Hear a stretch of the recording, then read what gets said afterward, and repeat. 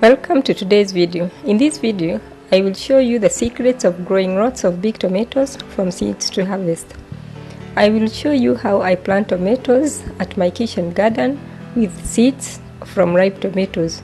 For those who are new here, we do videos on agribusiness, farming, kitchen and urban farming, and also related topics. If you have not subscribed to our channel, please consider doing so.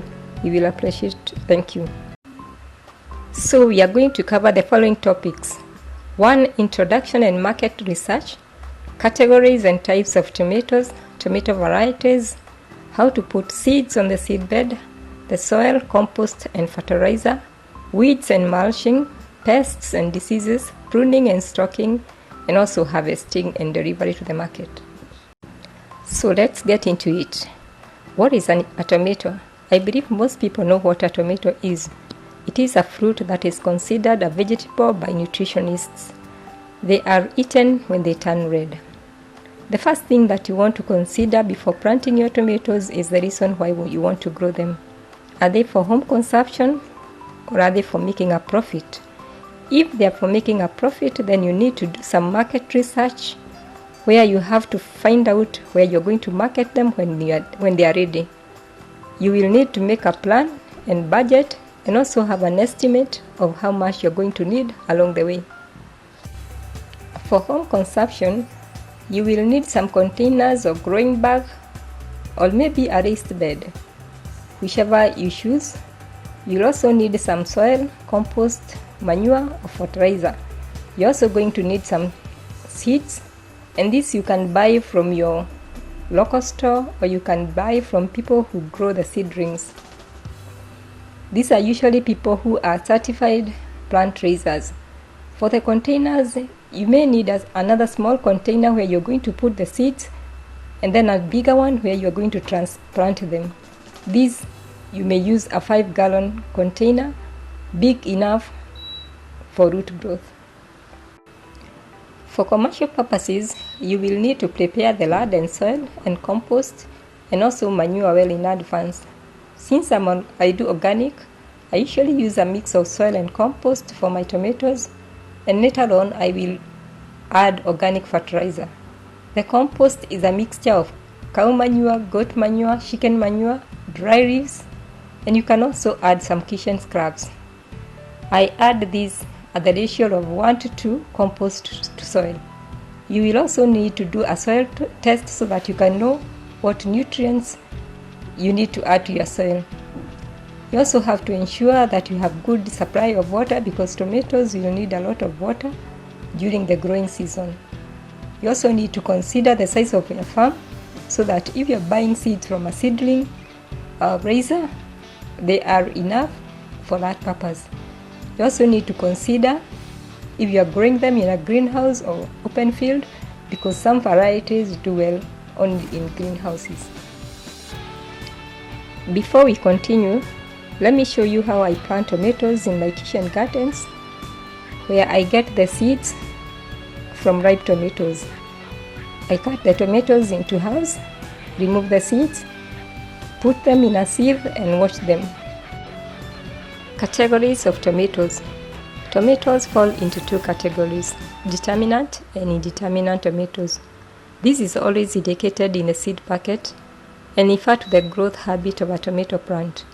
Determinant tomatoes grow for a determined period and height, and they are usually harvested for 2 to 3 months depending on the management practices.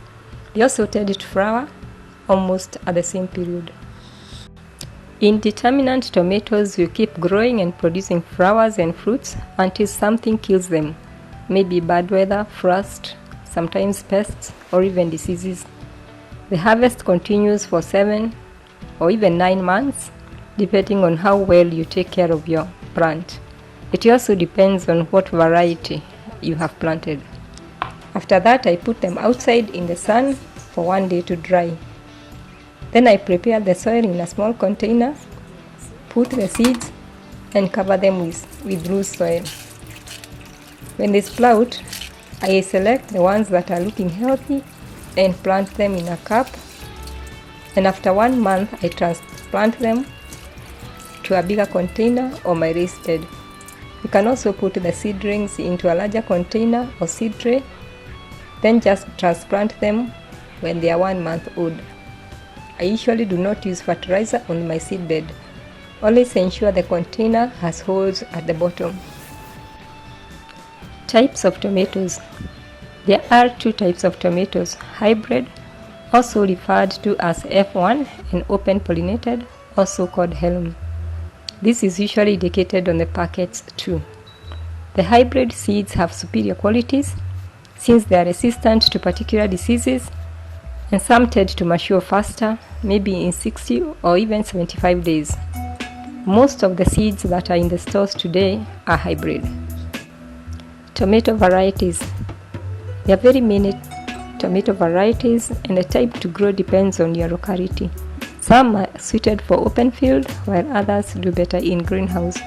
Production of each type of tomato is different, and it is usually indicated on the packet in terms of tons per hectare. Some varieties do better in specific areas, so do some research and know which one does better in your area, and especially so in terms of diseases and pests. It is also good to consider the shelf life or how long the tomato will take before they get spoiled after harvest. If you're growing tomatoes for export, for example, you may need a variety that has a very long shelf life. Some take even 28 days and have a thick skin, hence very good for transportation. Most companies will indicate on the packet characteristics such as hybrid, average production yield per ton, harvesting period, shelf life, the fruit shape, maybe round, oval, the firmness, disease resistance, how many fruits per truss at a good agronomic practices. So read the supply information and get all the information that you need.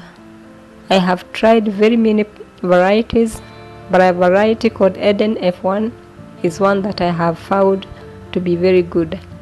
I will put a link below for you to see how suppliers put information on the packet. Putting seeds on the seedbed or trays. The amount of seeds that you require per hectare will be indicated in the packet. In most locations, there's always a seedling laser, and their seeds tend to do well because they ensure very good propagation.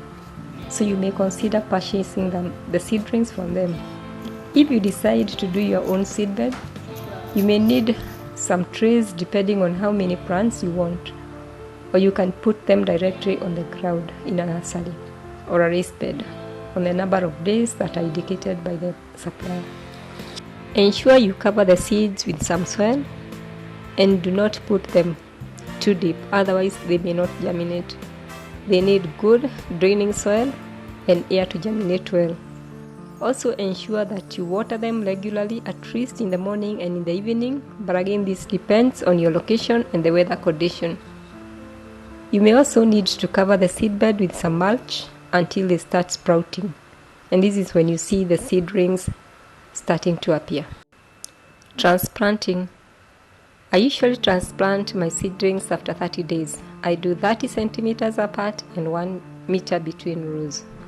When planting, ensure you plant the seedlings deep.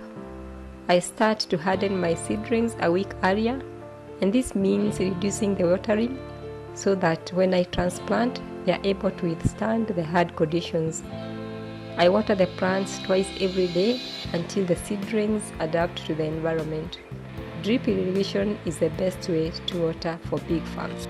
Soil, compost, and fertilizer. Tomatoes need a soil pH of 6 to 7. It is always good to know your soil pH so that you may know what nutrients to add. Avoid soil where you have grown crops of the same family before. Plants like potatoes and pepper. Tomatoes need rich, well-drained soil. The soil should not drain fast, otherwise you will need to keep adding nutrients and water. There are 2 types of fertilizer, organic and synthetic. Since I use compost, I do not add a lot of fertilizer. I use calcium 2 weeks after transplanting and again just before the flowering to prevent blossom head rot. I also use organic NPK 17-17-17 in the first month and a 5-5-50 in the second month. I make my own organic fertilizer using such plants like comfrey, and I also put a lot of eggshells and dry bananas. Always ensure you prepare your land or soil early enough. Do not let the plants dry, especially during the flowering stage, otherwise the flowers will abort and fall off. Weeds and mulching. Ensure that there are no weeds on your garden or farm, otherwise these compete with your plants for nutrients, water and sunlight, and they make the plants unhealthy. Consider using mulch. There are many types of mulch that you can use in your farm or garden. For kitchen garden, I use mulch that I prepare from brown paper or green packaging paper or some old envelope, and I shred them into small pieces. I also mix these with small size eggshells. The brown paper and eggshells will eventually decompose and mix with soil and become compost. For a big farm, you will need plastic mulch or straw or hay to prevent moisture and also prevent the weeds from growing. Pests and insects. There are many pests that attack tomatoes. Some of them are like whiteflies, aphids, cutworms, caterpillars, spider mites, thrips, and of late Tuta absoluta in some parts of the world.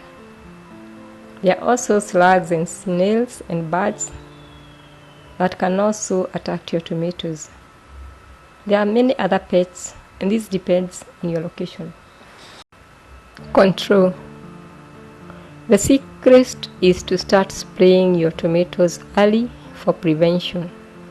Also ensure that your plants are healthy, give them enough water and nutrients, and also make sure that you mulch them.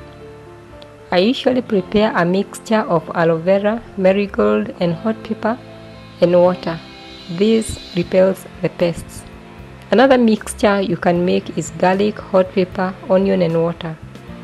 Something else that I have used is rabbit urine.